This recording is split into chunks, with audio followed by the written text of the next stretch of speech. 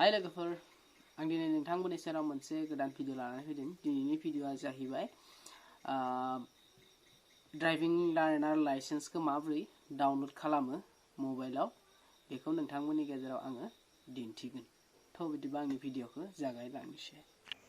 भिडिअखौ जागायनायनि आगोलाव नोंथांमोना आंनि चेनेलखौ जुदि साबस्क्राइब खालामाखैबा अन्नानै प्लिज साबस्क्राइब खालामनानै ला हरेश्वर बसुमतारी इउटिउब चेनेलखौ। थ' बिदिब्ला भिडिअखौ जागायनोसै। नोंथांमोना गिबियाव क्रोम ब्राउजारखौ अन खालामनानै ला, बिनि उनाव डेस्कटप मोडखौ अन खालाम, बिनि उनावहाय नोंथांमोना परिबहन govin.assam बेखौ सार्च खालाम।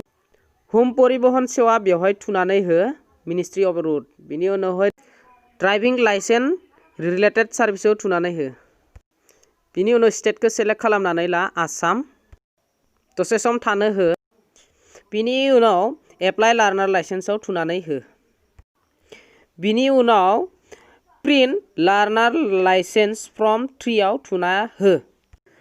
लोगो लोगो नोंनि एप्लिकेशन नाम्बार आरो डेट अफ बार्थखौ गोसोआव लानानै थुना हो।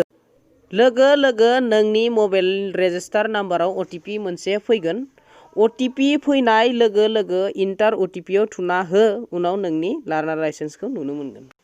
जों बिनि उनाव एप्लिकेशन नाम्बार आरो डेट अफ बार्थखौ बुनानै जोंनि एप्लिकेशननि स्टेटासखौ नायनो हागोन, माने लाइसेन्सनि स्टेटासा माबायदि जाना दङ बिनि डिटेल्स फुल सिगनेचार बायदि बायदि। भिडिअखौ नायजोबनायनि थाखाय बयनिसिमबो साबायखर बावहरनाय थाबाय। Thanks for वाचिं।